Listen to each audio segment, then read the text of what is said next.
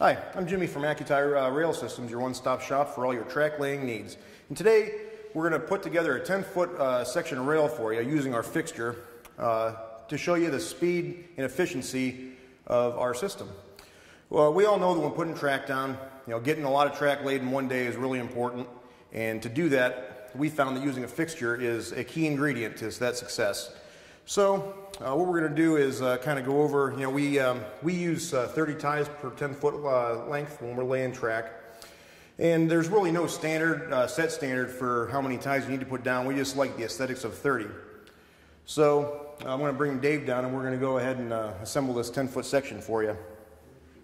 So the first thing we're going to do is go ahead and load our fixture up with our plastic ties here.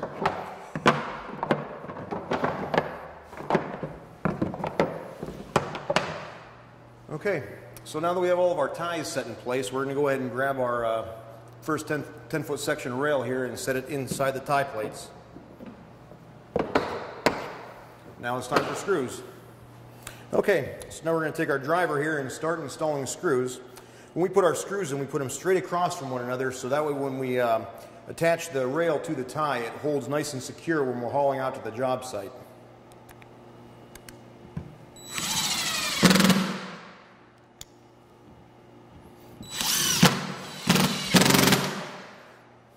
You're also going to notice on our ties that there are 4 sets of holes on each side of the tie. We only utilize 2 of the holes on each tie per side, which gives you an extra set of holes if you ever decide to move a layout or need to move track panels around. It gives you a nice fresh set of holes to put your next set of rail in.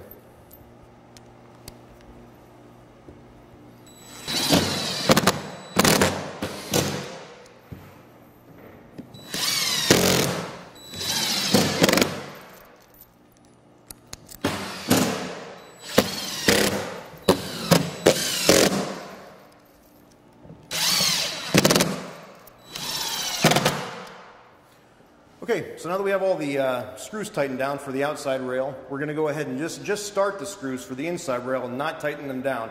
This allows us to be able to take the inside rail and slide it back and forth to position it to the next joint, so with the to minimize the amount of trimming that we have to do.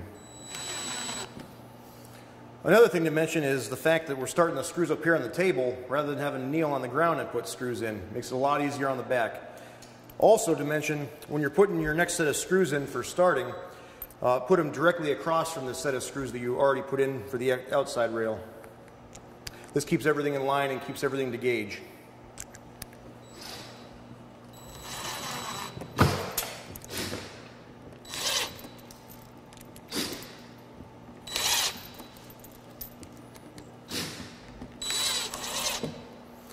Okay, so now we have all the screws started here. We're going to grab our other aluminum rail, set it in between the screws.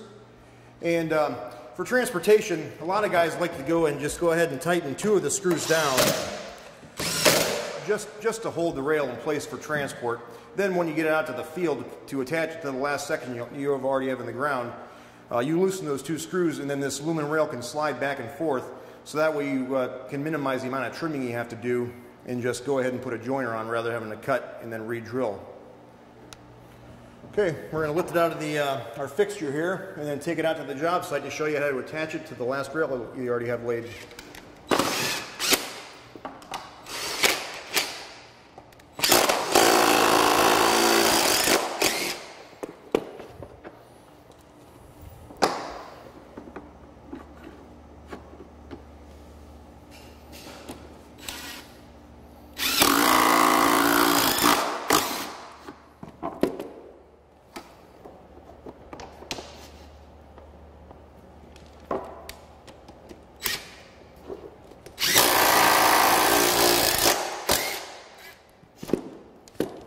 Okay, so we're going to bring our section up here and join the outside rail here. I'm going to put my joiners on, my bolts.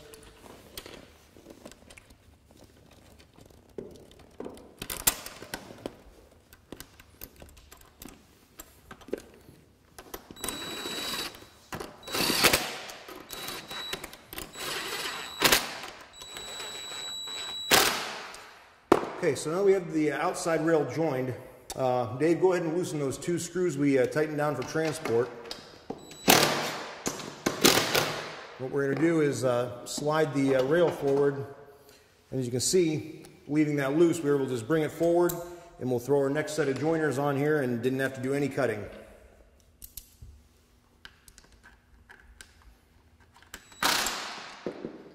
Okay, so now that we have the inside rail joined, we're going to go ahead and tighten down our screws and we'll be all set for the next section.